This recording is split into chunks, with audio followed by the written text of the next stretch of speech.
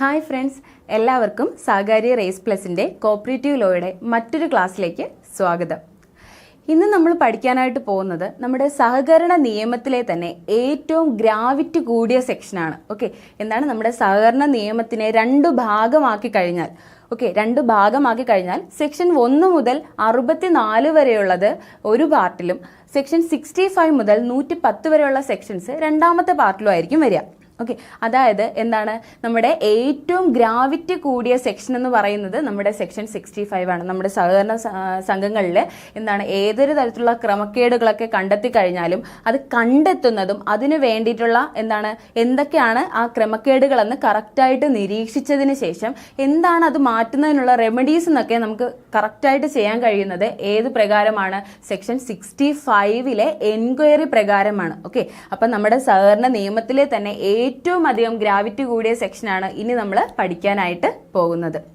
Okay, chapter 8 part ബിയിലാണ് എന്തിനെ കുറിച്ച് പറയുന്നത്? എൻക്വയറിയെ കുറിച്ചും ഇൻസ്പെക്ഷനെ കുറിച്ചും ഇൻവെസ്റ്റിഗേഷനെ കുറിച്ചും സർചാർജിനെ കുറിച്ചും ഒക്കെ പറയുന്നത്. ചാപ്റ്റർ 8 പാർട്ട് ബി ഇത് നമ്മുടെ KCS ആക്ടിലെ ചാപ്റ്റർ 8 പാർട്ട് ബി ആണ്. KCS റൂൾസിലെ എൻക്വയറിയെ കുറിച്ച് പറയുന്നത് ചാപ്റ്റർ 8-ലാണ്. ഓക്കെ, ഇവിടെ ചാപ്റ്റർ 8 പാർട്ട് ബി എന്ന് പറയുന്നത് നമ്മുടെ സഹകരണ നിയമത്തിലെ ചാപ്റ്ററും ചട്ടത്തിലെ അല്ലെങ്കിൽ റൂളിലെ ചാപ്റ്റർ എന്ന് പറയുന്നത് ചാപ്റ്റർ 8-മാണ്. ഓക്കെ, ഇനി നമ്മൾ എന്തൊക്കെയാണ് ഈ ചാപ്റ്റർ 8 പാർട്ട് ബിയിൽ പഠിക്കുന്നതെന്ന് നോക്കിയാലോ.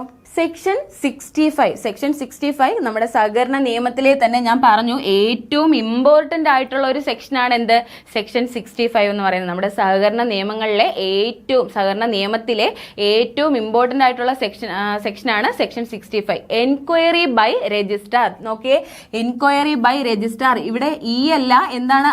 ആണ്. എൻക്വയറി ബൈ രജിസ്ട്രാർ അതായത് ഡീപ്പായിട്ടുള്ള എൻക്വയറി ആണ്. ഇതാണ് നമ്മുടെ സഹകരണ നിയമങ്ങളിൽ പറഞ്ഞിട്ടുള്ളതിൽ വെച്ച് സഹകരണ സ്ഥാപനങ്ങളിൽ നടത്താൻ കഴിയുന്ന ഏറ്റവും ഡീപ്പായിട്ടുള്ള അന്വേഷണമാണ്, എൻക്വയറി ആണ്. ഏതിൽ പറയുന്നത്?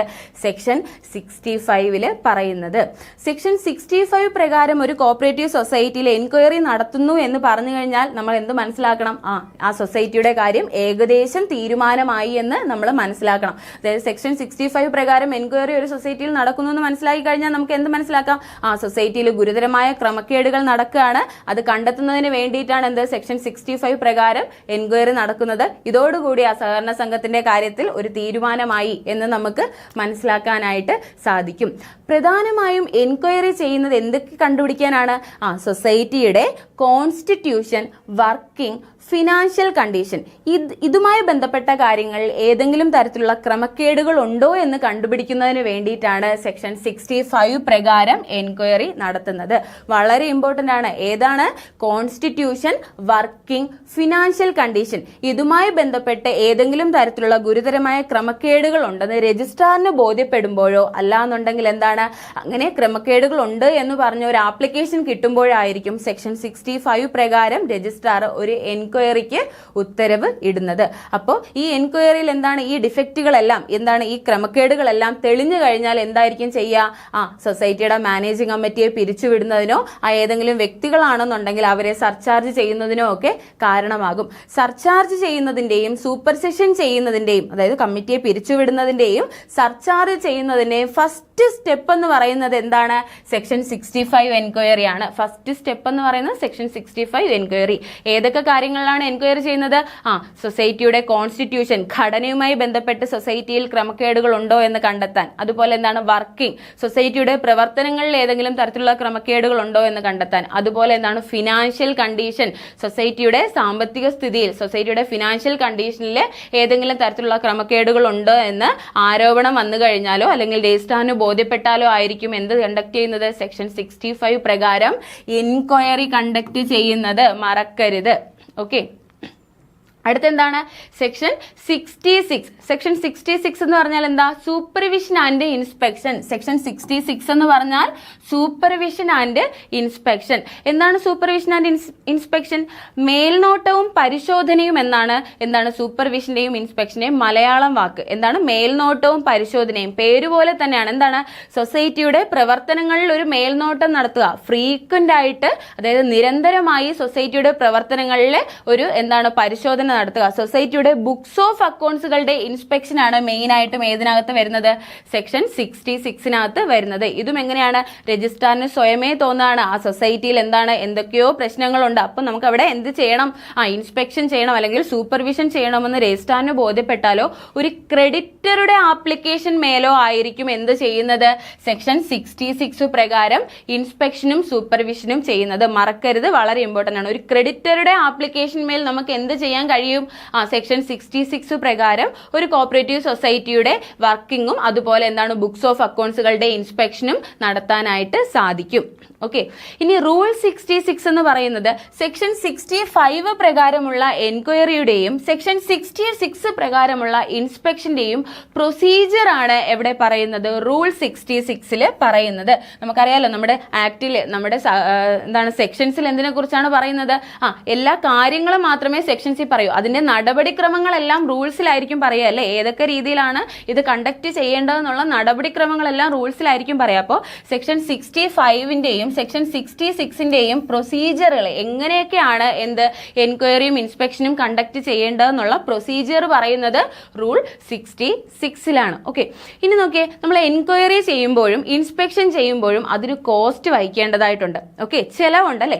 ഈ ചിലവിനെ കുറിച്ച് എൻക്വയറിയുടെയും ഇൻസ്പെക്ഷന്റെയും കോസ്റ്റ് എങ്ങനെയായിരിക്കണം, ആരാണ് കോസ്റ്റ് ഫിക്സ് ചെയ്യേണ്ടത്, ആരാണ് ഈ കോസ്റ്റ് പേ ചെയ്യേണ്ടത് എന്നുള്ള കാര്യങ്ങളാണ് എവിടെ പറയുന്നത്, സെക്ഷൻ 67 പറയുന്നത്. ഓക്കെ, എന്താണ് എൻക്വയറിയുടെയും ഇൻസ്പെക്ഷന്റെയും cost of enquiry or inspection ആണ് എവിടെ പറയുന്നത്, സെക്ഷൻ 67 പറയുന്നത്. കോസ്റ്റ് ആരായിരിക്കും ഡിറ്റർമൈൻ ചെയ്യുന്നത്, ആരാണ് കോസ്റ്റ് ഫിക്സ് ചെയ്യുന്നത്, ആരാണ്, രജിസ്ട്രാർ ആണ്. എൻക്വയറിയുടെയും ഇൻസ്പെക്ഷന്റെയും കോസ്റ്റ് ഫിക്സ് ചെയ്യുന്നത് ആരെന്ന് ചോദിച്ചാൽ ആരാണ്, രജിസ്ട്രാർ ആണ്. ആരാണോ ഈ എൻക്വയറിയും ഇൻസ്പെക്ഷനും വേണ്ടിയിട്ട് ആപ്ലിക്കേഷൻ കൊടുത്തത്, ഇങ്ങനെ എൻക്വയറി ചെയ്യണം അല്ലെങ്കിൽ ഇൻസ്പെക്ഷൻ ചെയ്യണമെന്ന് ആരാണോ ആപ്ലിക്കേഷൻ കൊടുത്തത്, ആരാണോ ആവശ്യപ്പെടുന്നത്, അവരായിരിക്കും ഈ കോസ്റ്റ് സാധാരണഗതിയിൽ വഹിക്കേണ്ടതായിട്ട് വരുന്നത്. ഒരു ക്രെഡിറ്ററുടെ ആപ്ലിക്കേഷൻ മേലാണ് നമ്മൾ ഇൻസ്പെക്ഷൻ ചെയ്യുന്നതെങ്കിൽ ക്രെഡിറ്റർ ആയിരിക്കും ആ ചെലവ് വഹിക്കേണ്ടത്. മറ്റൊരു സൊസൈറ്റിയുടെ ആപ്ലിക്കേഷൻ മേലാണ് നമ്മൾ ഒരു സൊസൈറ്റിയിൽ എൻക്വയറിയോ ഇൻസ്പെക്ഷനോ ചെയ്യാനായിട്ട് പോകുന്നതെങ്കിൽ ആ സൊസൈറ്റി ആയിരിക്കും അത് വഹിക്കേണ്ടത്. അപ്പോൾ ആരാണോ ഈ ആപ്ലിക്കേഷൻ കൊടുക്കുന്നത്, ഇവിടെ ഇൻസ്പെക്ഷൻ ചെയ്യണം അല്ലാന്നുണ്ടെങ്കിൽ എൻക്വയറി ചെയ്യണമെന്ന് ആപ്ലിക്കേഷൻ കൊടുക്കുന്നത്, പരാതി കൊടുക്കുന്നത്, അവരായിരിക്കും ഈ കോസ്റ്റ് വഹിക്കേണ്ടത്. എന്നാൽ ഈ കോസ്റ്റ് ഫിക്സ് ചെയ്യുന്നത് ആരാണ്, രജിസ്ട്രാർ ആണ് ഫിക്സ് ചെയ്യുന്നത്. ഈ കോസ്റ്റ് ഫിക്സ് ചെയ്യുന്നത് ആരാണ്, RCS ആണ്, രജിസ്ട്രാർ ആണ് ഈ കോസ്റ്റ് ഫിക്സ് ചെയ്യുന്നത്. ഇനി നമുക്ക് ഓരോ സെക്ഷനും എന്താണെന്ന് ഡീറ്റെയിൽ ആയിട്ട് നോക്കിയാലോ. Section 65 enquiry by the registrar. എന്താണ് എൻക്വയറി ബൈ ദി രജിസ്ട്രാർ? അപ്പൊ ആരാണ് സൊസൈറ്റികളിൽ എൻക്വയറി ചെയ്യേണ്ടത് അല്ലെങ്കിൽ എൻക്വയറിക്ക് ഉത്തരവിടേണ്ടത് ആരാണ്, രജിസ്ട്രാർ ആണ്. ആരാണ്, രജിസ്ട്രാർ ആണ്. രജിസ്ട്രാർ ആണ് എന്തിന് ഉത്തരവിടേണ്ടത്, എൻക്വയറിക്ക് ഉത്തരവിടേണ്ടത്. എൻക്വയറിയുടെ സെക്ഷൻ എത്രയാണ്, സെക്ഷൻ 65. ഒത്തിരി പ്രാവശ്യം നമ്മുടെ എക്സാമിൽ ചോദിച്ചിട്ടുള്ളതാണ് എൻക്വയറിയുടെ സെക്ഷൻ. എത്രയാണ് എൻക്വയറിയുടെ സെക്ഷൻ, സെക്ഷൻ 65 ആണ് എൻക്വയറി. ആരാണ് എൻക്വയറി ചെയ്യേണ്ടത്, രജിസ്ട്രാറുടെ ഓർഡർ പ്രകാരം രജിസ്ട്രാർ ആയിരിക്കും എന്ത് ചെയ്യേണ്ടത്, എൻക്വയറി ചെയ്യേണ്ടത്. വളരെ വളരെ ഇമ്പോർട്ടന്റ് ആണ്. ഓക്കെ, സെക്ഷൻ 65 സബ്സെക്ഷൻ 1 എന്താണ് പറയുന്നത്, ദി രജിസ്ട്രാർ മേ, ഏതൊക്കെ സാഹചര്യങ്ങളിലാണ് രജിസ്ട്രാർ ഒരു സൊസൈറ്റിയിൽ എൻക്വയറി ചെയ്യുന്നതിന് വേണ്ടി പോകുന്നത് എന്നാണ് എവിടെ പറയുന്നത്, സെക്ഷൻ 65(1) പറയുന്നത്. ഏതൊക്കെ സാഹചര്യങ്ങളിലാണ് രജിസ്ട്രാർ എൻക്വയറിക്ക് ഉത്തരവിടുന്നത്. ഒന്ന് നോക്കിയേ, ഓൺ ഹിസ് ഓൺ മോഷൻ, അതായത് എന്താണ്, രജിസ്ട്രാറിന് സ്വയമേ തോന്നുകയാണ് സൊസൈറ്റിയുടെ കോൺസ്റ്റിറ്റ്യൂഷനിലും വർക്കിങ്ങിലും ഫിനാൻഷ്യൽ കണ്ടീഷനിലും ഗുരുതരമായ ക്രമക്കേട് ഉണ്ട് എന്ന് രജിസ്ട്രാറിന് സ്വയമേ ബോധ്യപ്പെട്ടാൽ, സ്വയമേ തോന്നിയാൽ രജിസ്ട്രാറിന് എന്ത് ചെയ്യാം, ഹിസ് ഓൺ മോഷനിൽ അവിടെ ഒരു എൻക്വയറി നടത്തുന്നതിന് വേണ്ടി ഉത്തരവിടാം. ഒന്നാമത്തെ കണ്ടീഷൻ എന്താണ്, രജിസ്ട്രാർ എൻക്വയറിക്ക് ഉത്തരവിടേണ്ട ഒന്നാമത്തെ condition, registrar on his own motion, രജിസ്ട്രാറിന് സ്വയമേ തോന്നുകയാണ് ആ സൊസൈറ്റിയുടെ കോൺസ്റ്റിറ്റ്യൂഷനിലും വർക്കിങ്ങിലും ഫിനാൻഷ്യൽ കണ്ടീഷനിലും ഗുരുതരമായ ക്രമക്കേടുകൾ നടത്തുന്നുണ്ട് അല്ലെങ്കിൽ നടക്കുന്നുണ്ട് എന്ന് രജിസ്ട്രാറിന് സ്വയമേ തോന്നിയാൽ രജിസ്ട്രാറിന് എന്ത് ചെയ്യാം, ഹിസ് ഓൺ മോഷനിൽ ആ സൊസൈറ്റിയിൽ ഒരു എൻക്വയറി നടത്തുന്നതിന് വേണ്ടിയിട്ട് ഉത്തരവിടാം. ഓക്കെ, രണ്ടാമത്തെ ബി പോയിന്റ് ഇപ്പൊ നമ്മുടെ ലേറ്റസ്റ്റ് ആയിട്ട് വന്നിട്ടുള്ള അമെന്റ്മെന്റിൽ ഒമിറ്റ് ചെയ്തിട്ടുള്ളതാണ്. അതായത് എന്തായിരുന്നു ബി പോയിന്റ് എന്ന് പറഞ്ഞാൽ, വിജിലൻസ് ഓഫീസറുടെ സെക്ഷൻ 68A പ്രകാരമുള്ള വിജിലൻസ് ഓഫീസറുടെ റിപ്പോർട്ടിന്മേലും രജിസ്ട്രാറിന് എൻക്വയറിക്ക് ഉത്തരവിടാമായിരുന്നു. പക്ഷെ ഇപ്പോൾ അത് ഇല്ല. ഇപ്പോൾ ആ പ്രൊവിഷൻ ഒമിറ്റ് ചെയ്തിട്ടുണ്ട്. അങ്ങനെ ഒരു കാര്യം ഒമിറ്റ് ചെയ്തിട്ടുണ്ട്. അപ്പൊ ഇനി നമ്മൾ അത് പഠിക്കേണ്ടതായിട്ടില്ല. ഓക്കെ, ഇനി മൂന്നാമത്തെ കണ്ടീഷൻ എന്താണ്?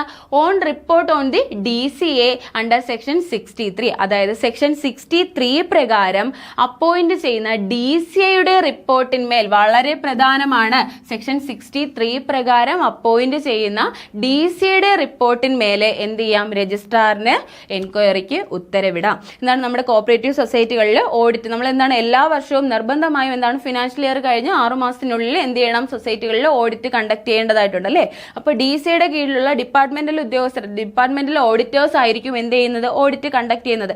ഇങ്ങനെ ഓഡിറ്റ് കണ്ടക്ട് ചെയ്യുമ്പോൾ അതിലെന്താണ് ഗുരുതരമായ ക്രമക്കേടുകൾ ഉണ്ട് എന്ന് ആ ഓഡിറ്റ് റിപ്പോർട്ടിൽ പരാമർശിച്ചിട്ടുണ്ടെങ്കിൽ DCA എന്ത് ചെയ്യും?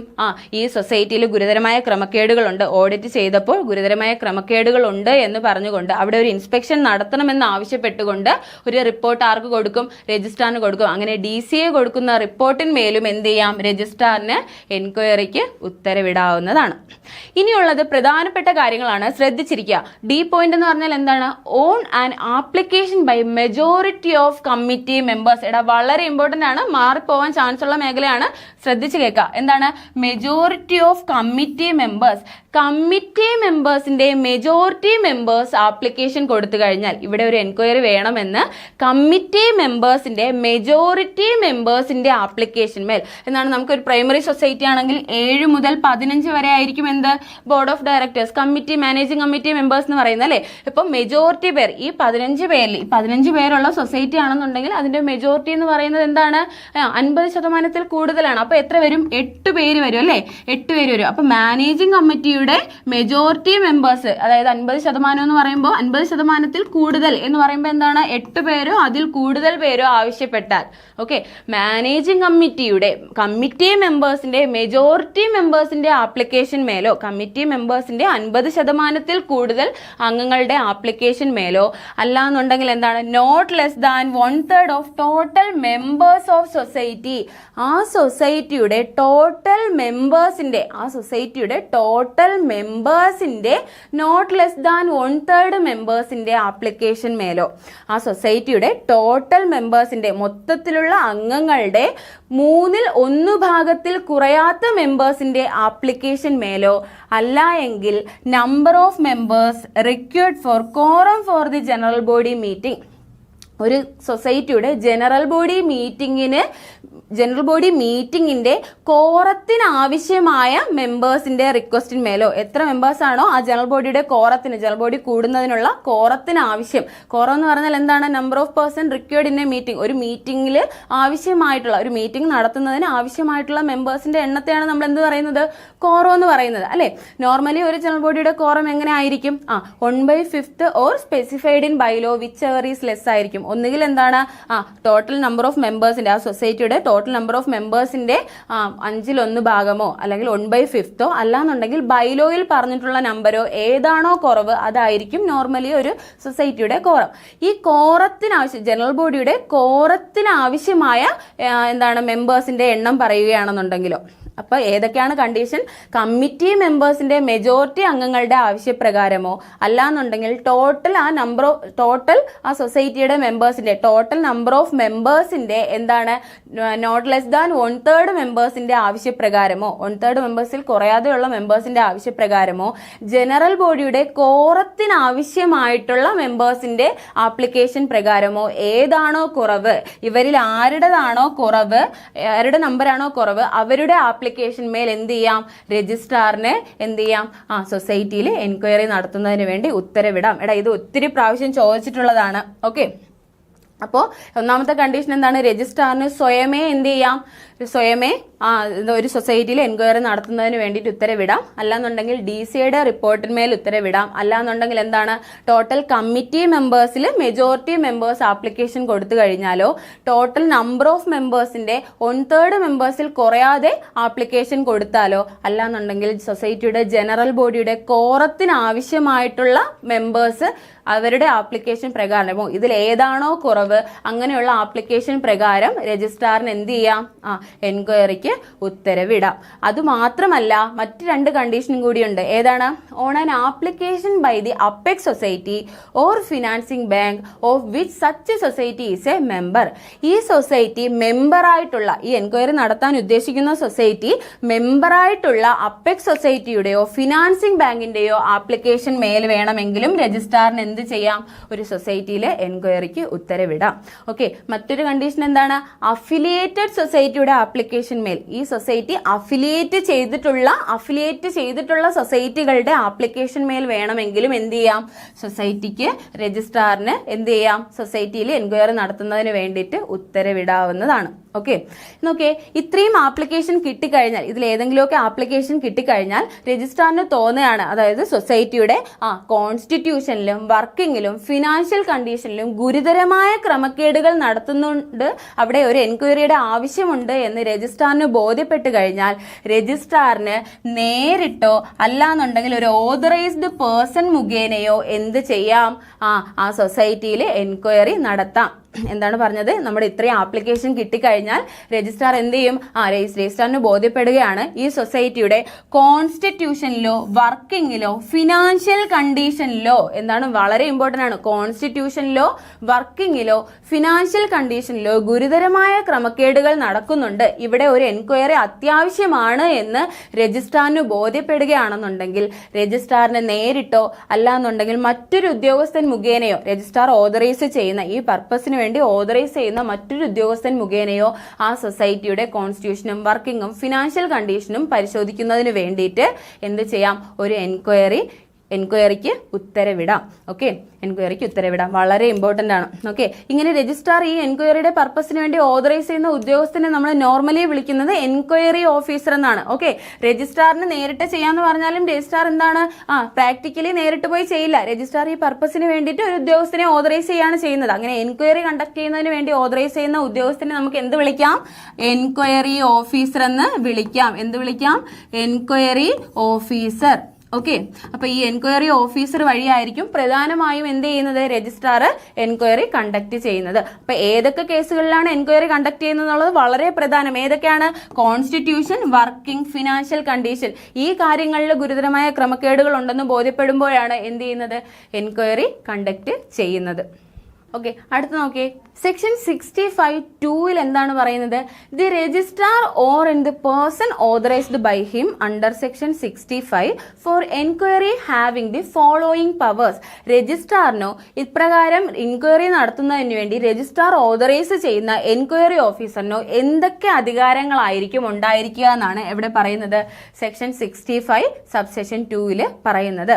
ഒന്നാമത് നോക്കിയേ, ഒന്നാമതായിട്ട് എന്തൊക്കെയാണ് അധികാരം വരുന്നത്? He at all reasonable time has free access to books, accounts, documents, securities, other properties, cash and belong to or in the custody of the society. എന്താണ്? സൊസൈറ്റിയുടെ കൈവശമുള്ള ബുക്സ് ഓഫ് അക്കൗണ്ട്സുകളും ഡോക്യുമെന്റുകളും സെക്യൂരിറ്റികളും മറ്റ് പ്രോപ്പർട്ടികളും ക്യാഷും അങ്ങനെയുള്ള കാര്യങ്ങളെല്ലാം ഏതൊരു റീസണബിൾ ടൈമിലും ഏതൊരു ന്യായമായ സമയത്തും ആക്സസ് ചെയ്യാനുള്ള, പരിശോധിക്കാനുള്ള അവകാശം ആർക്കുണ്ട്? രജിസ്ട്രാറിനോ രജിസ്ട്രാർ ഓതറൈസ് ചെയ്യുന്ന എൻക്വയറി ഓഫീസറിനോ ഉണ്ട്. എന്താണ് പറഞ്ഞത്? നമ്മുടെ സൊസൈറ്റിയുടെ കൈവശമുള്ള, സൊസൈറ്റിയുടെ ബുക്സ് ഓഫ് അക്കൗണ്ട്സുകളും ഡോക്യുമെന്റുകളും സെക്യൂരിറ്റികളും ക്യാഷും മറ്റു പ്രോപ്പർട്ടികളും എല്ലാം ഏതൊരു റീസണബിൾ ടൈമിലും, ന്യായമായ ഏതൊരു സമയത്തും പരിശോധിക്കാനുള്ള അധികാരം ആർക്കുണ്ട്? രജിസ്ട്രാറിനോ രജിസ്ട്രാർ ഓതറൈസ് ചെയ്യുന്ന എൻക്വയറി ഓഫീസറിനോ ഉണ്ടായിരിക്കും. അതുമാത്രവുമല്ല, എന്താണ് പറയുന്നത്?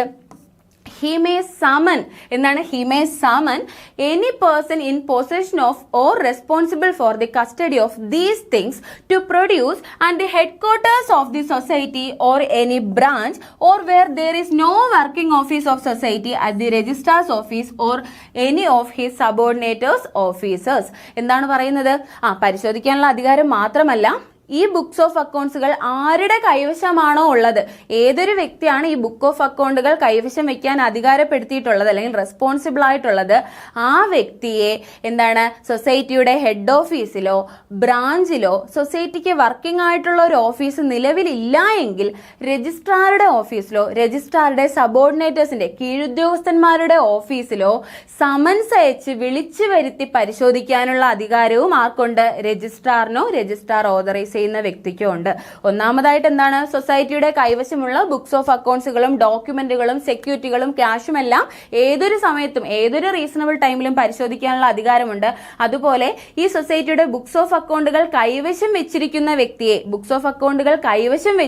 വ്യക്തിയെ സമൻസ് അയച്ച് വിളിച്ചു വരുത്തി പരിശോധിക്കാനുള്ള അധികാരവുമുണ്ട്. എവിടെയാണ് സമൻസ് അയച്ച് വിളിച്ചു വരുത്തുന്നത്? ഒന്നുകിൽ സൊസൈറ്റിയുടെ ഹെഡ് ഓഫീസിലോ സൊസൈറ്റിയുടെ ബ്രാഞ്ചുകളിലോ ആയിരിക്കും. ഇനി സൊസൈറ്റിക്ക് വർക്കിംഗ് ആയിട്ടുള്ള ഒരു ഓഫീസ് ഇല്ല എങ്കിൽ മാത്രം എവിടെ? രജിസ്ട്രാറുടെ ഓഫീസിലോ രജിസ്ട്രാറുടെ സബോർഡിനേറ്റേഴ്സിന്റെ കീഴുദ്യോഗസ്ഥന്മാരുടെ ഓഫീസിലോ കൊണ്ടുവരണം എന്ന് പറഞ്ഞുകൊണ്ട് സമൻസ് അയച്ച് വിളിച്ചു വരുത്താനുള്ള അധികാരവും എന്നിട്ട് ആ ബുക്സ് ഓഫ് അക്കൗണ്ട്സുകൾ പരിശോധിക്കാനുള്ള അധികാരവും ആർക്കുണ്ട്? രജിസ്ട്രാറിനും രജിസ്ട്രാർ ഓതറൈസ് ചെയ്യുന്ന വ്യക്തിക്ക്, അതായത് എൻക്വയറി ഓഫീസറിനും ഉണ്ടായിരിക്കും.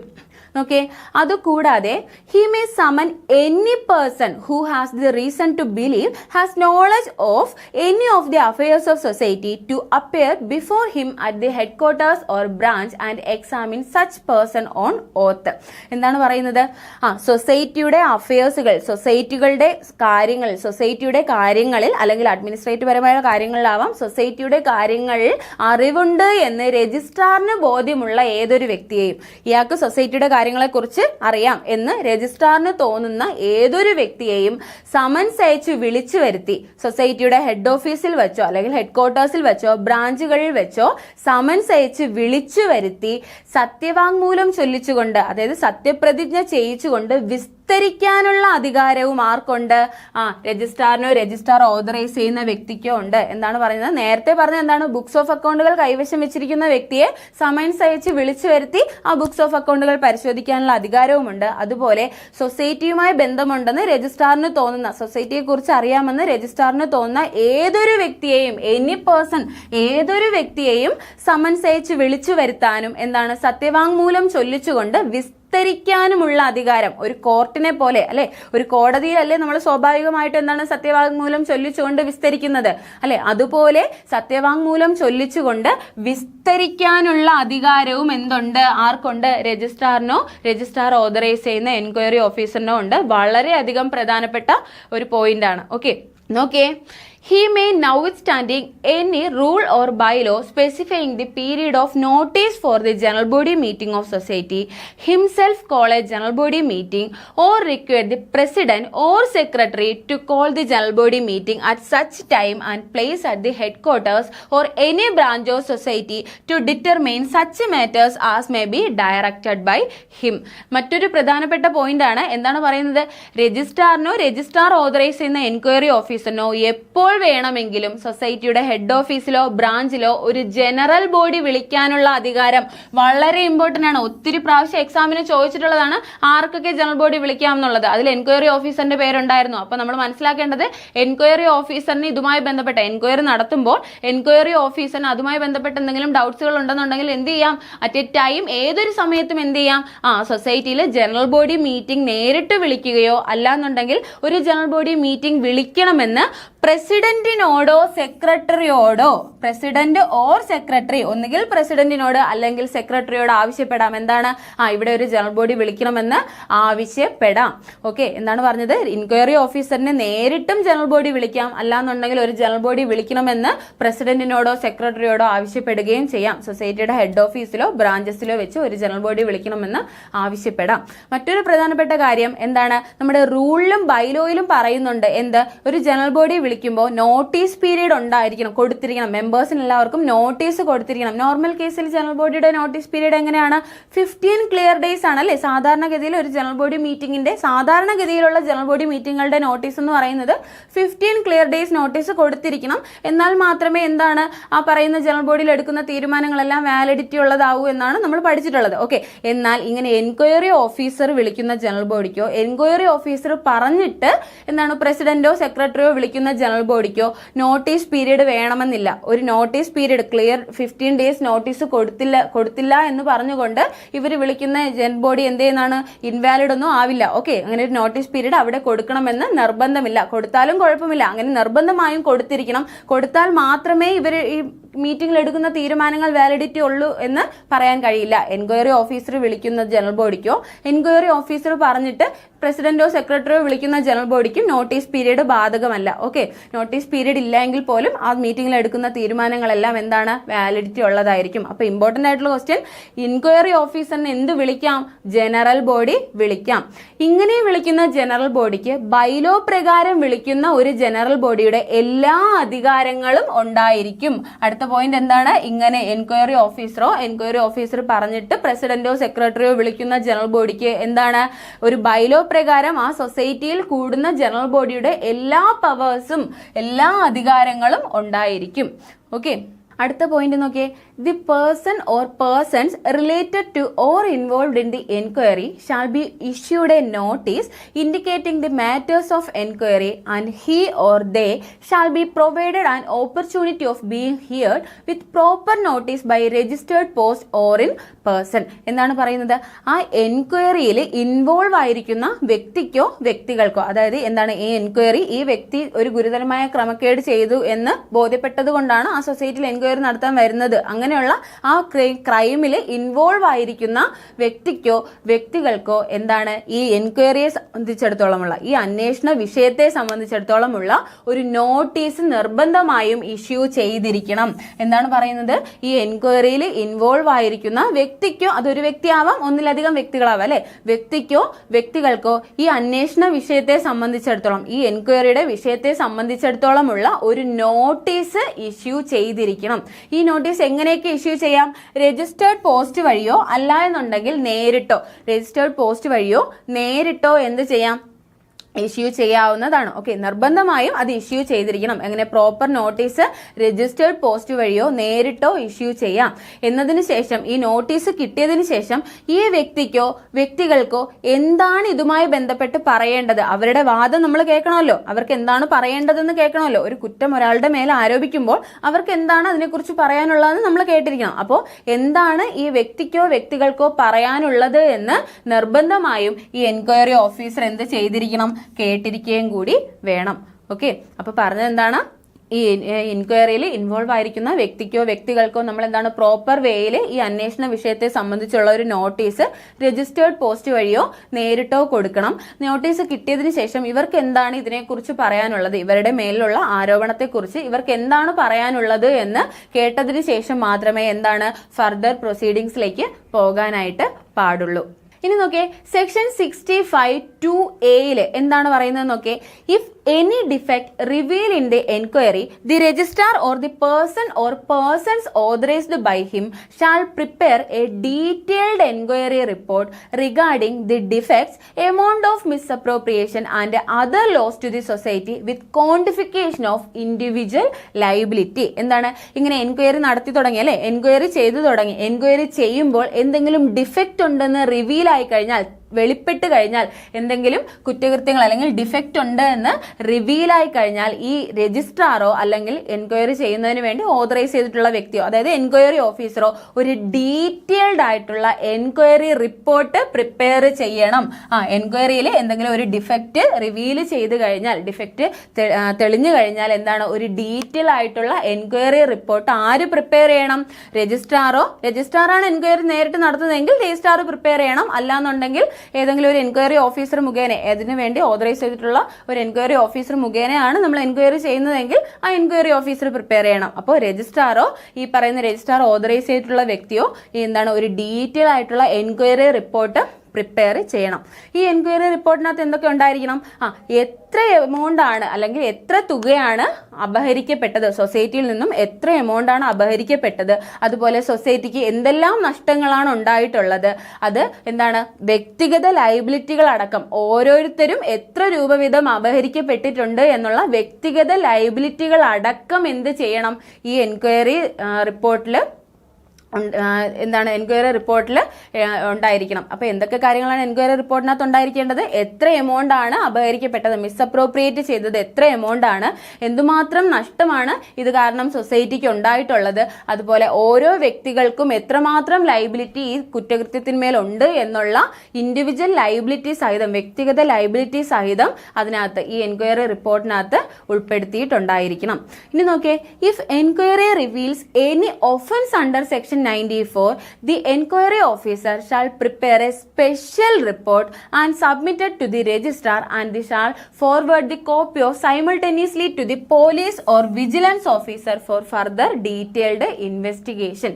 ഇനി ഈ എൻക്വയറി ചെയ്യുന്ന സമയത്ത് നമ്മുടെ സെക്ഷൻ 94 പ്രകാരമുള്ള എന്തെങ്കിലും ഒഫൻസുകളാണ് കണ്ടെത്തുന്നതെങ്കിൽ, ഓക്കെ, ഡിഫക്റ്റുകളാണ് കണ്ടെത്തുന്നതെങ്കിൽ നമ്മൾ നേരത്തെ പറഞ്ഞു എന്താണ് ഡിഫക്റ്റുകളാണ് കണ്ടെത്തുന്നതെങ്കിൽ ഒരു ഡീറ്റെയിൽ ആയിട്ടുള്ള എൻക്വയറി റിപ്പോർട്ട് രജിസ്ട്രാർ ഓതറൈസ് ചെയ്യുന്ന വ്യക്തിയോ, ഈ എൻക്വയറി നടത്തുന്നതിന് വേണ്ടി രജിസ്ട്രാർ ഓതറൈസ് ചെയ്യുന്ന വ്യക്തിയോ പ്രിപ്പയർ ചെയ്യണം. ഇതിനകത്ത് എന്തൊക്കെ ഉണ്ടായിരിക്കണം? എത്ര രൂപയാണ് അപഹരിച്ചത്, എത്രയാണ് ഓരോ ഇൻഡിവിജ്വൽ ലൈബിലിറ്റി സഹിതം, ഓരോരുത്തരുടെയും ലൈബിലിറ്റി സഹിതം എത്ര രൂപയാണ് എന്നുള്ള കാര്യങ്ങളൊക്കെ ഉൾപ്പെടുത്തിയിരിക്കണം. ഇനി 94 പ്രകാരമുള്ള എന്തെങ്കിലും ഒഫൻസ് ആണ്, നമ്മൾ 94നകത്ത് നമ്മൾ സെക്ഷൻ 94 ഒഫൻസിനെ കുറിച്ച്, സഹകരണ സംഘങ്ങളിൽ എന്താണ് സഹകരണ സംഘങ്ങളിലുള്ള കുറ്റകൃത്യങ്ങളെ കുറിച്ചാണ് ഇവിടെ സെക്ഷൻ 94ൽ നമ്മൾ പഠിക്കുന്നത്. അപ്പോൾ ഈ 94ൽ പറയുന്ന തരത്തിലുള്ള ഏതെങ്കിലും കുറ്റകൃത്യങ്ങളാണ് ഈ എൻക്വയറിയിൽ തെളിഞ്ഞിട്ടുള്ളതെങ്കിൽ, എൻക്വയറിയിൽ എന്താണ് റിവീൽ ചെയ്തിട്ടുള്ളെങ്കിൽ എന്താണ് ഒരു സ്പെഷ്യൽ റിപ്പോർട്ടാണ് പ്രിപ്പയർ ചെയ്യണത്. 94 പ്രകാരം എന്താണ് ഏതെങ്കിലും ഒഫൻസ് ആണ് കണ്ടെത്തിയതെങ്കിൽ എന്ത് പ്രിപ്പയർ ചെയ്യണം? ഒരു സ്പെഷ്യൽ റിപ്പോർട്ട്.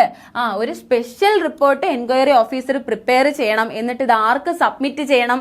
രജിസ്ട്രാറിന് സബ്മിറ്റ് ചെയ്യണം. വളരെ പ്രധാനമാണ്. എന്താണ് പിന്നെയും പറയാണ്, എന്താണ് സെക്ഷൻ 94 പ്രകാരം എന്തെങ്കിലും കുറ്റകൃത്യങ്ങളാണ് തെളിഞ്ഞിട്ടുള്ളതെങ്കിൽ, എന്തെങ്കിലും കുറ്റകൃത്യങ്ങളാണ് റിവീൽ ചെയ്തിട്ടുള്ളതെങ്കിൽ ഒരു സ്പെഷ്യൽ റിപ്പോർട്ട് പ്രിപ്പയർ ചെയ്യണം. അവിടെ എന്താണ് കുറ്റകൃത്യങ്ങളാണെങ്കിൽ ഒരു സ്പെഷ്യൽ റിപ്പോർട്ടാണ് പ്രിപ്പയർ ചെയ്യേണ്ടത്. ഓക്കെ, ഒരു സ്പെഷ്യൽ റിപ്പോർട്ട് പ്രിപ്പയർ ചെയ്യുകയും വേണം. ഈ റിപ്പോർട്ട് ആർക്ക് നമ്മൾ സബ്മിറ്റ് ചെയ്യണം? ഈ എൻക്വയറി ഓഫീസർ രജിസ്ട്രാറിന് സബ്മിറ്റ് ചെയ്യണം. വളരെ ഇമ്പോർട്ടന്റ് ആണ് കേട്ടോ, ചോദിക്കാൻ സാധ്യതയുള്ളതാണ്. എന്താണ് രജിസ്ട്രാറിന് സബ്മിറ്റ് ചെയ്യണം. രജിസ്ട്രാറിന് സബ്മിറ്റ് ചെയ്യുന്നതിനോടൊപ്പം സൈമിൾട്ടേനിയസ്ലി അതിന്റെ ആ സമയത്ത് തന്നെ നമ്മൾ ആർക്കും കൂടി കൊടുക്കണം?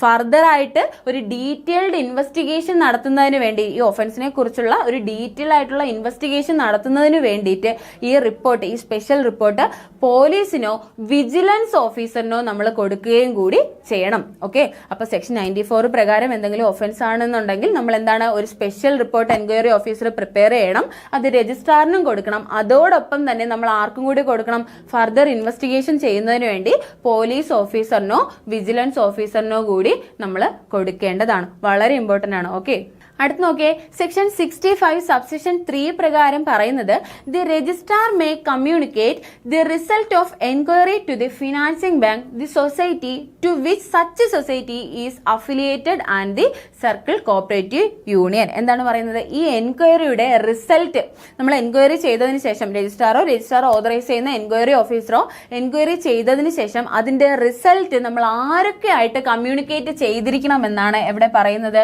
സെക്ഷൻ 65 സബ്സെക്ഷൻ 3 പറയുന്നത്. ഈ എൻക്വയറിയുടെ റിസൾട്ട് നമ്മൾ ആരൊക്കെ ആയിട്ട് കമ്മ്യൂണിക്കേറ്റ് ചെയ്തിരിക്കണം?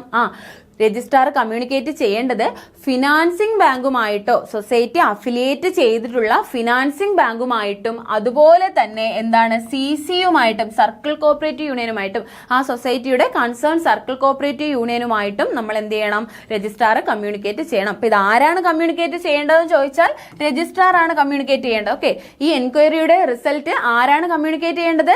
രജിസ്ട്രാർ ആണ് കമ്മ്യൂണിക്കേറ്റ് ചെയ്യേണ്ടത്. ആരൊക്കെ ആയിട്ടാണ് കമ്മ്യൂണിക്കേറ്റ് ചെയ്യേണ്ടത്? സൊസൈറ്റി അഫിലിയേറ്റ് ചെയ്തിട്ടുള്ള ഫിനാൻസിംഗ് ബാങ്കുമായും അതുപോലെ ആ കൺസേൺ സർക്കിൾ കോപ്പറേറ്റീവ് യൂണിയനുമായിട്ടായിരിക്കും എൻക്വയറിയുടെ റിസൾട്ട് രജിസ്ട്രാർ കമ്മ്യൂണിക്കേറ്റ് ചെയ്യേണ്ടത്. അപ്പൊ എൻക്വയറിയുടെ റിസൾട്ട് രജിസ്ട്രാർ ആണ് കമ്മ്യൂണിക്കേറ്റ് ചെയ്യേണ്ടത്. ആരുമായിട്ടാണെന്ന് ചോദിച്ചാൽ ആ സൊസൈറ്റി അഫിലിയേറ്റ് ചെയ്തിട്ടുള്ള ഫിനാൻസിംഗ് ബാങ്കുമായിട്ടും സർക്കിൾ കോപ്പറേറ്റീവ് യൂണിയനുമായിട്ടും, ആ കൺസേൺ സർക്കിൾ കോപ്പറേറ്റീവ് യൂണിയനുമായിട്ടും ആയിരിക്കും എന്ത് ചെയ്യേണ്ടത്? എൻക്വയറിയുടെ റിസൾട്ട് കമ്മ്യൂണിക്കേറ്റ് ചെയ്യേണ്ടത്. ഇനി നോക്കിയേ, സെക്ഷൻ 65 സബ്സെക്ഷൻ 4 എന്താണ് പറയുന്നത്? If only my minor defects are revealed in an enquiry which in the opinion of registrar can be remedied by the society. എന്താണ് ഇനി എൻക്വയറി ചെയ്യുമ്പോൾ മൈനർ ആയിട്ടുള്ള ഡിഫക്റ്റുകൾ, അതായത് ചെറിയ ചെറിയ ന്യൂനതകളാണ് കണ്ടെത്തുന്നതെങ്കിൽ, ഓക്കെ, മൈനർ ആയിട്ടുള്ള ഡിഫക്റ്റുകളാണ് കണ്ടെത്തുന്നതെങ്കിൽ ആ ഡിഫക്റ്റ് സൊസൈറ്റിക്ക് തന്നെ പരിഹരിക്കാൻ കഴിയുന്നതാണ് എന്ന് രജിസ്ട്രാറിന് ബോധ്യപ്പെട്ട് കഴിഞ്ഞാൽ രജിസ്ട്രാർ എന്ത് ചെയ്യും? ഇതിന് വേണ്ട പരിഹാരം സൊസൈറ്റി തന്നെ ചെയ്യണമെന്ന് ആവശ്യപ്പെടും. Okay, if only minor defects are revealed is opinion of registrar can be remedied by the society. ആ സൊസൈറ്റിയോട് തന്നെ എന്താണ് മൈനർ ഡിഫക്റ്റ് മാത്രമേ ഉള്ളൂ എന്നുണ്ടെങ്കിൽ മാത്രം, ഓക്കെ, മൈനർ ഡിഫക്റ്റ് ആണെന്നുണ്ടെങ്കിൽ മാത്രമാണ് പറയുന്നത് കേട്ടോ. മൈനർ ഡിഫക്റ്റ് ആണെന്നുണ്ടെങ്കിൽ അത് സൊസൈറ്റിയോട് തന്നെ പരിഹരിക്കാൻ രജിസ്ട്രാർ ആവശ്യപ്പെടും. He shall communicate the result of enquiry to the society and the affiliated society. Minor defect ആണെന്നുണ്ടെങ്കിൽ അതിന്റെ റിസൾട്ട് ആരുമായിട്ടായിരിക്കും കമ്മ്യൂണിക്കേറ്റ് ചെയ്യുന്നത്? ആ കൺസേൺ സൊസൈറ്റിയുമായിട്ടും. സൊസൈറ്റി അല്ല ഇത് തിരുത്തേണ്ടത്, ഓക്കെ. അപ്പൊ ആ കൺസേൺ സൊസൈറ്റിയുമായിട്ടും അതുപോലെ ആ സൊസൈറ്റി അഫിലിയേറ്റ് ചെയ്തിട്ടുള്ള അഫിലിയേറ്റഡ് സൊസൈറ്റിയുമായും എന്ത് ചെയ്യും? കമ്മ്യൂണിക്കേറ്റ് ചെയ്യും. അപ്പൊ മൈനർ ഡിഫക്റ്റ് ആണെങ്കിലുള്ള കാര്യമാണ് പറയുന്നത് കേട്ടോ. മൈനർ ഡിഫക്റ്റ് ആണെന്നുണ്ടെങ്കിൽ അത് സൊസൈറ്റിക്ക് തന്നെ പരിഹരിക്കാൻ കഴിയുന്നതാണെന്ന് രജിസ്ട്രാറിന് ബോധ്യപ്പെട്ടാൽ സൊസൈറ്റിയോട് തന്നെ വേണ്ട പരിഹാരം ചെയ്യാനായിട്ട് രജിസ്ട്രാർ നിർദ്ദേശിക്കും. ഈ മൈനർ ഡിഫക്റ്റ് ആണെന്നുണ്ടെങ്കിൽ അതിന്റെ റിസൾട്ട് ആരുമായിട്ടായിരിക്കും കമ്മ്യൂണിക്കേറ്റ് ചെയ്യുന്നത്? ആരുമായിട്ടായിരിക്കും? സൊസൈറ്റിയുമായും, അതായത് ആ കൺസേൺ സൊസൈറ്റിയോടും അതിന്റെ റിസൾട്ട് കമ്മ്യൂണിക്കേറ്റ് ചെയ്യും. അതുപോലെ സൊസൈറ്റി അഫിലിയേറ്റ് ചെയ്തിട്ടുള്ള സൊസൈറ്റിയോടും എന്ത് ചെയ്യും? ഈ എൻക്വയറിയുടെ റിസൾട്ട് കമ്മ്യൂണിക്കേറ്റ് ചെയ്യും. മറക്കരുത്. ഓക്കെ, ഇനി നോക്കേ, he shall also direct to the society or its officers to take such action within time specified therein to rectify the defects disclosed in such enquiry. നമ്മൾ നേരത്തെ പറഞ്ഞു മൈനർ ആയിട്ടുള്ള ഡിഫക്റ്റ് ആണെന്നുണ്ടെങ്കിൽ നിർദ്ദിഷ്ട സമയത്തിനുള്ളിൽ, സ്പെസിഫൈഡ് ടൈമിനുള്ളിൽ, രജിസ്ട്രാർ ഒരു സമയം പറയും. അപ്പൊ ആ സ്പെസിഫൈഡ് ടൈമിനുള്ളിൽ സൊസൈറ്റിയോ സൊസൈറ്റിയുടെ ഓഫീസേഴ്സോ, സൊസൈറ്റിയുടെ ഓഫീസേഴ്സ് എന്ന് പറയുമ്പോൾ ആരായിരിക്കും? പ്രസിഡന്റും കമ്മിറ്റി മെമ്പേഴ്സും ഒക്കെ ആയിരിക്കും അല്ലെ. അപ്പൊ സൊസൈറ്റിയോടോ സൊസൈറ്റിയുടെ ഓഫീസേഴ്സിനോടോ, സൊസൈറ്റിയോട് പറയുന്നു എന്ന് പറഞ്ഞാൽ ആരോട് തന്നെയാണ് പറയുന്നത്? സൊസൈറ്റിയുടെ ഓഫീസേഴ്സിനോട് തന്നെയാണ് പറയുന്നത്. ഓക്കെ, സൊസൈറ്റിയോടോ സൊസൈറ്റിയുടെ ഓഫീസേഴ്സിനോടോ സ്പെസിഫൈഡ് ടൈമിനുള്ളിൽ, നിർദ്ദിഷ്ട സമയത്തിനുള്ളിൽ ഈ ഡിഫക്റ്റുകളെല്ലാം എന്താണ്? പരിഹരിക്കണമെന്ന്, റെക്ടിഫൈ ചെയ്യണമെന്ന് രജിസ്ട്രാർ ആവശ്യപ്പെടും. നിർബന്ധമായും പറയുന്ന സമയത്തിനുള്ളിൽ തന്നെ ഈ ഡിഫക്റ്റുകളെല്ലാം പരിഹരിക്കണമെന്ന് സൊസൈറ്റിയോടോ സൊസൈറ്റിയുടെ ഓഫീസേഴ്സിനോടോ ആവശ്യപ്പെടും. ആരാവശ്യപ്പെടും?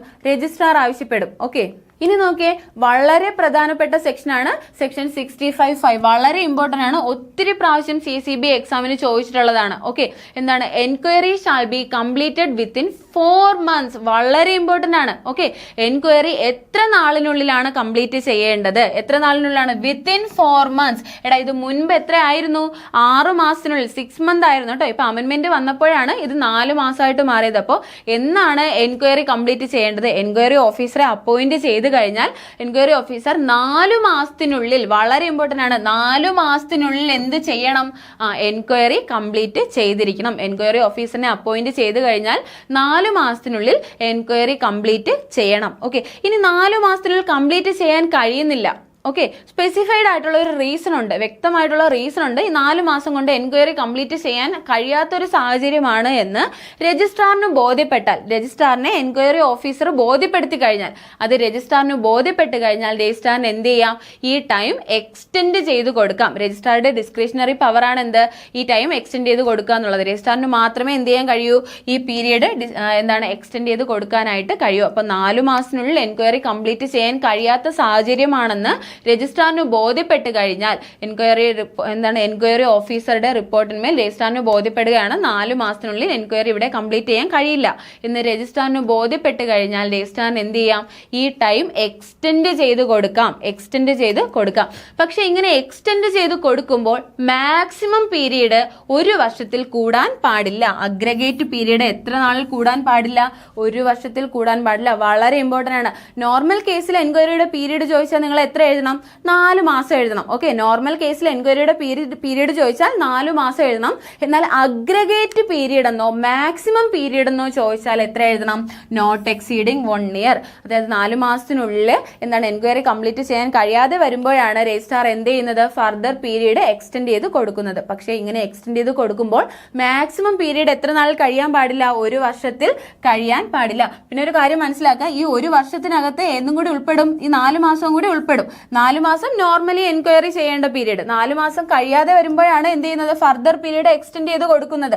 പക്ഷെ മാക്സിമം എത്ര നാളിൽ കൂടാൻ പാടില്ല, 1 വർഷത്തിൽ കൂടാൻ പാടില്ല, 1 വർഷത്തിൽ കൂടാൻ പാടില്ല. ഓക്കെ, മാക്സിമം 1 വർഷത്തിൽ കൂടാൻ പാടില്ല. വളരെ ഇമ്പോർട്ടന്റ് ആണ്. അഗ്രിഗേറ്റ് പീരീഡ് എന്നോ മാക്സിമം പീരീഡ് എന്നോ ചോദിച്ചാൽ മാത്രം നിങ്ങൾ ഏത് എഴുതുക, നോട്ട് എക്സീഡിങ് 1 ഇയർ എഴുതുക. അല്ലാതെ എൻക്വയറിയുടെ പീരീഡ് നോർമൽ കേസിൽ എത്ര നാളാണ്, 4 മാസമാണ്. ഇത് ആരാണ് ഈ ടൈം എക്സ്റ്റെൻഡ് ചെയ്ത് കൊടുക്കുന്നത്, രജിസ്ട്രാർ ആണ് ഈ പീരീഡ് എക്സ്റ്റെൻഡ് ചെയ്ത് കൊടുക്കുന്നത്. വളരെ ഇമ്പോർട്ടന്റ് ആണ്. ഓക്കെ, സെക്ഷൻ 65 സബ്സെക്ഷൻ 6 എന്താണ് പറയുന്നത്, if there is A major defect in the constitution or working or financial condition of society, registrar may initiate action accordance with the provision of this act. എന്താണ്, നമ്മൾ minor ഡിഫക്റ്റിന്റെ കാര്യം പറഞ്ഞു. Minor defect ആണ്, അത് സൊസൈറ്റിക്ക് തന്നെ പരിഹരിക്കാൻ കഴിയുന്നതാണെന്നുണ്ടെങ്കിൽ എന്ത് ചെയ്യും, സൊസൈറ്റിയോട് തന്നെ അത് പരിഹരിക്കാൻ ആവശ്യപ്പെടും അല്ലെ.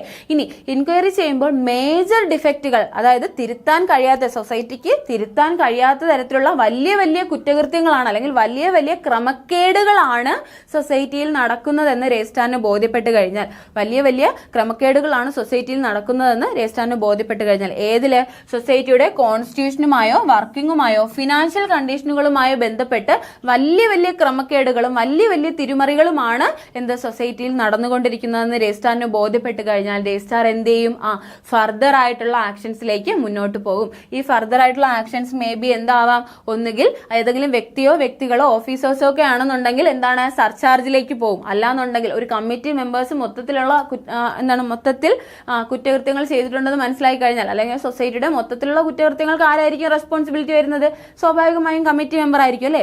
അപ്പോൾ ആരായിരിക്കും സൂപ്പർസെഷൻ ചെയ്യുന്നത്, കമ്മിറ്റി മെമ്പേഴ്സിനെ സെക്ഷൻ 32 പ്രകാരം സൂപ്പർസെഷൻ ചെയ്യുകയോ സെക്ഷൻ 68 പ്രകാരം ഇതിൽ ഇൻവോൾവ് ആയിരിക്കുന്ന വ്യക്തികളെ സർചാർജ് ചെയ്യുകയോ ഒക്കെ ചെയ്യാം.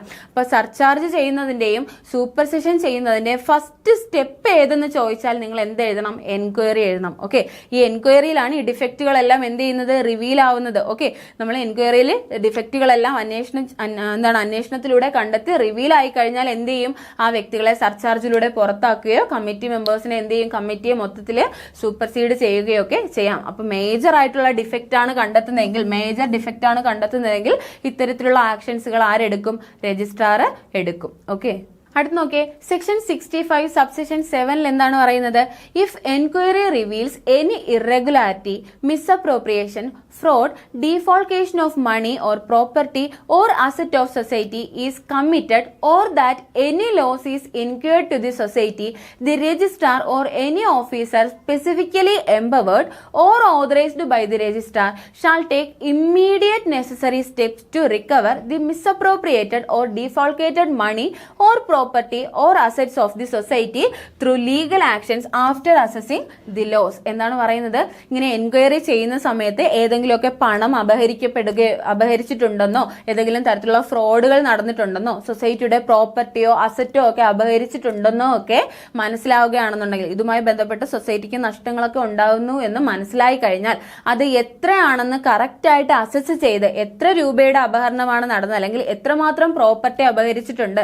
എത്രമാത്രം സൊസൈറ്റിക്ക് നഷ്ടം ഉണ്ടായിട്ടുണ്ട് എന്ന് കറക്റ്റ് ആയിട്ട് ഈ എൻക്വയറി ഓഫീസറോ രജിസ്ട്രാർ ഓതറൈസ് ചെയ്യുന്ന വ്യക്തിയോ അസസ് ചെയ്ത് അത് റിക്കവർ ചെയ്തെടുക്കുന്നതിന് വേണ്ടിയിട്ടുള്ള, തിരിച്ചു പിടിക്കുന്നതിന് വേണ്ടിയിട്ടുള്ള സ്റ്റെപ്സുകൾ ആരെടുക്കണം, രജിസ്ട്രാർ ഓതറൈസ് ചെയ്യുന്ന എൻക്വയറി ഓഫീസറോ ചെയ്യേണ്ടതാണ്. അപ്പൊ എന്താണ് പറയുന്നത്, നമ്മൾ എൻക്വയറി ചെയ്യുന്ന സമയത്ത് എമൗണ്ട് ഒക്കെ, പണമൊക്കെ അപഹരിക്കപ്പെട്ടിട്ടുണ്ട്, സൊസൈറ്റിയുടെ പ്രോപ്പർട്ടിയും അസറ്റും ഒക്കെ അപഹരിക്കപ്പെട്ടിട്ടുണ്ട്, അതുപോലെ സൊസൈറ്റിക്ക് നഷ്ടം ഉണ്ടായിട്ടുണ്ട് എന്നൊക്കെ കണ്ടെത്തി കഴിഞ്ഞാൽ എന്ത് ചെയ്യണം, അത് കറക്റ്റ് ആയിട്ട് എത്രയാണ് എന്ന് അസസ് ചെയ്ത് അത് തിരിച്ചു പിടിക്കുന്നതിനുള്ള നടപടിക്രമങ്ങൾ ആരെടുക്കണം, രജിസ്ട്രാർ ഈ പർപ്പസിന് വേണ്ടി ഓതറൈസ് ചെയ്തിട്ടുള്ള വ്യക്തിയോ എൻക്വയറി ഓഫീസറോ ഒക്കെ ചെയ്യേണ്ടതാണ്. അപ്പൊ അത് കറക്റ്റ് ആയിട്ട് റിക്കവർ ചെയ്യുന്നതിന് വേണ്ടിയുള്ള സ്റ്റെപ്സ് എടുക്കേണ്ടത് ആരാണ്, രജിസ്ട്രാർ ഓതറൈസ് ചെയ്യുന്ന എൻക്വയറി ഓഫീസറോ ഒക്കെ ആയിരിക്കും. ഓക്കെ, എല്ലാവരും നന്നായിട്ട് പഠിക്കുക.